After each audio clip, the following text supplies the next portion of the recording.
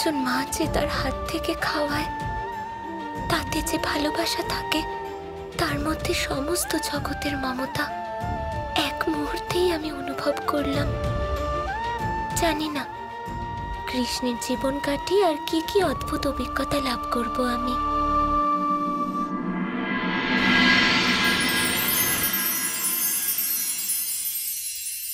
রাধা,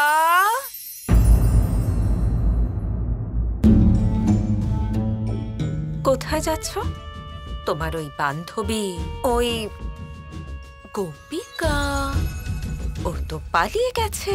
এবার বাড়ির কাজ কে করবে? তোমাকেই করতে হবে। যাও, ভিতরে যাও। মা, সে পুজোর স্থানে গেছে আর সকালের সব কাজ সেরে গেছে। সব কাজ করে গেছে? সকাল থেকে ওই গোপিকাকে এক ঝলকের জন্য দেখতেও পাইনি, আর রাধা বলছে ও সব কাজ করে গেছে। তুমি মিথ্যে বলছো রাধা। এটা সত্যি নয়। এটা সত্যি। তাহলে সত্যিটা কি? কি ওই গোপিকার আসল পরিচয়? সত্যিটা জানতে হলে আমাকে ওকে খুঁজতে হবে। গোপিকা, কানাই, কি হলো? কি হলো? তোমার সেই বন্ধু বল্লভ, সকাল থেকে খুঁজছি আমি তাকে। সকাল থেকে একটা কাজও হয়নি, আর এখন থেকেই সে উধাও হয়ে গেছে। এরকম কিছু নয়, আপনি পুরো কথাটাকে শুনে নিন। আসলে আমিই তো ওকে পাঠিয়েছিলাম। জিজ্ঞেস করুন কেন? কেন? আপনার সমস্ত কাজ করার জন্য, যাতে আপনাকে পরিশ্রম না করতে হয়। তাই? হ্যাঁ, সত্যি? এবার আপনি নিজের কানাইকে বিশ্বাস করেন না? না, তোমাকে তো একেবারেই করি না। আরে সেজন্যই তুমি আমার সঙ্গে আসবে। ও তো উধাও হয়েই গেছে। যদি তুমিও উধাও হয়ে যাও তাহলে সমস্ত কাজ কাকে করতে হবে? তোমার দাদাকে। আমি কোথাও উধাও হব না। চলুন দেখা যাক। চলুন, আপনি চলুন।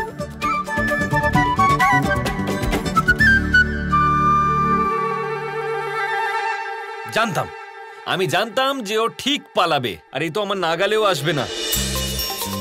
এবার আমায় ওই বল্লভকেই খুঁজতে হবে।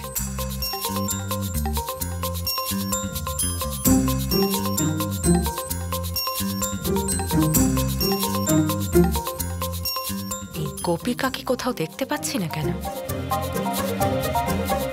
আরে বল্লভ তো এখানেও নেই, তাহলে গেল কোথায় ও? দাদা, ওই আপনি বল্লভকে দেখেছেন? বল্লভ ওই গোফে তা দেয় যে। হ্যাঁ, দেখেছি তো। দেখেছেন? কোথায় আছে সে? কে জানে। হ্যাঁ, জানে না?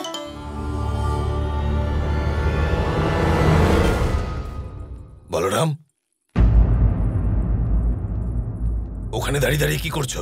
এই পুজোর প্রস্তাব তো তোমার ভাইয়ের ছিল, সে তো আবার কাল থেকে উধাও। তুমি তো এসে কিছু কাজ করো, আর একটু পরেই মহারাজ কংসের শিল্পী আয়নের সাথে এখানে চলে আসবে। জানতাম আমি যে শেষে আমি ফেসে যাব।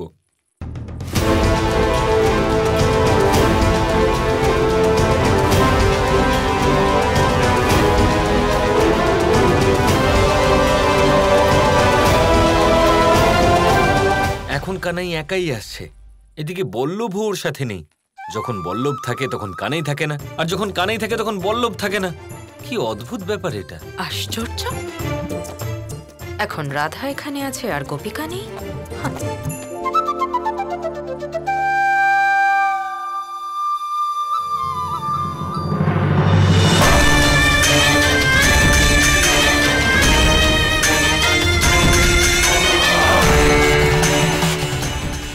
বাসুর,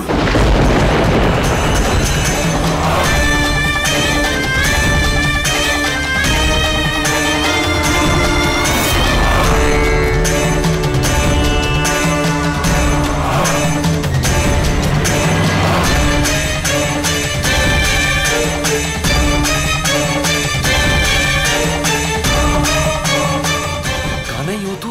হ্যাঁ দাদা, ও প্রলম্বসুর।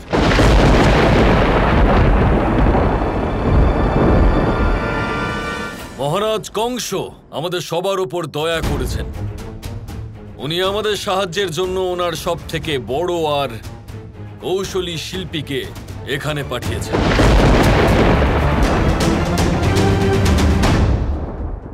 আমি প্রলম্ব। মহারাজ কংসের আদেশে আপনাদের জন্য গোবর্ধনের পবিত্র পাথর দিয়ে এমন একটা শক্তিশালী মূর্তি বানাবো যার পুজো করে আপনারা সবাই অন্তহীন পুণ্য অর্জন করতে পারবেন।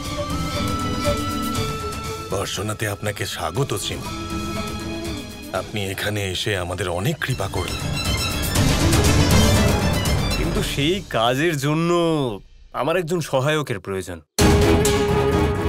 হ্যাঁ হ্যাঁ, নিশ্চয়ই। আমরা সবাই আপনার সামনে রয়েছি। আপনার যাকে ইচ্ছে আপনি বেছে নিন।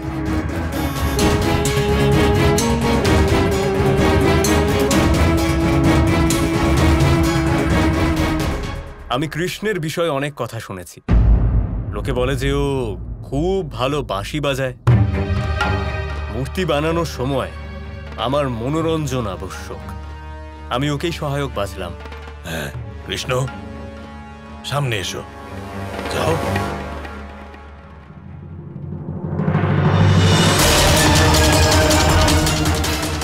আমার শিল্পকার হয়ে বর্ষনা যাও। আর হ্যাঁ, যেই ওই কৃষ্ণকে ছুঁতে পারবে সঙ্গে সঙ্গে ফিরে এসো।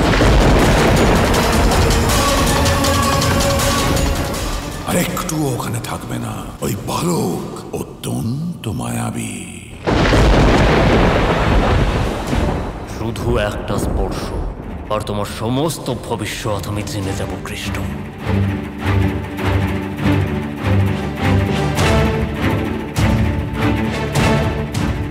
পবিত্র গোবর্ধন পর্বতের একটা টুকরো আমি আগেই নিয়ে এসেছিলাম। এবার আপনারা সবাই আমার সাথে সেই পাথরের সামনে মূর্তি বানানোর সংকল্প করবেন।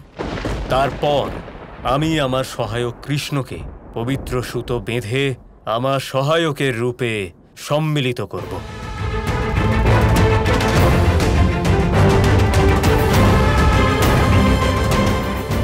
এবার আপনারা সবাই আমার সাথে চোখ বন্ধ করে সংকল্প করুন।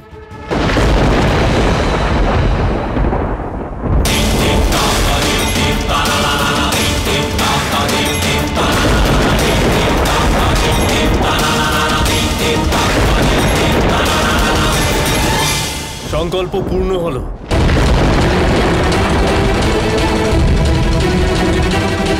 কৃষ্ণ, এবার আমি তোমার হাতেই পবিত্র সুতোটা বেঁধে দেব।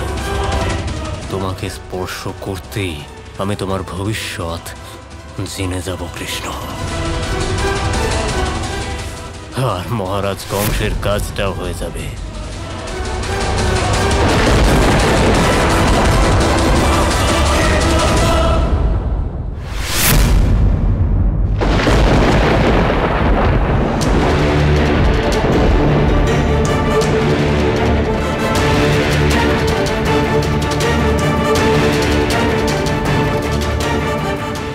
কি তুমি আবার কে? আমি কানাইয়ের বড় দাদা বলরাম। তোমার এত দুঃসাহস যে তুমি আমার সহায়ক হওয়ার সংকল্প নিয়েছো? আমার কৃষ্ণকে প্রয়োজন ছিল, কৃষ্ণকে।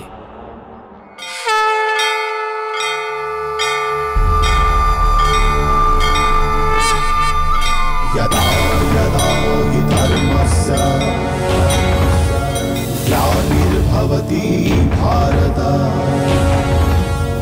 अभ्युत्थानमधर्मस्य तदात्मानं सृजाम्यहम्। এটা তুমি ঠিক করনি কৃষ্ণ। কি কাকা, আমি কি ভুল করলাম? ঠিকই তো করেছি আমি। আপনি একবার আমার দিকে তাকান, দেখুন আমি কতটা দুর্বল। আমি এত কঠিন কাজ কি করে করতে পারি বলুন? এই যে পাথর রয়েছে সেটা ভাঙার মতো শক্তিশালী কাজ আমি কি করে করতে পারি বলুন? এবার এই বলশালী কাজের জন্য আমাদের কাছে বলরাম আছে, তো তাই আমি ওনাকে দিলাম। দাদার পেশি দেখুন, দেখান, এই দেখুন। আর বাঁশি তো আমি বাজাতেই পারি, বাজিয়ে দেবো আমি, দেখুন। দেখলেন? Kৃষ্ণ কৃষ্ণ কৃষ্ণ কৃষ্ণ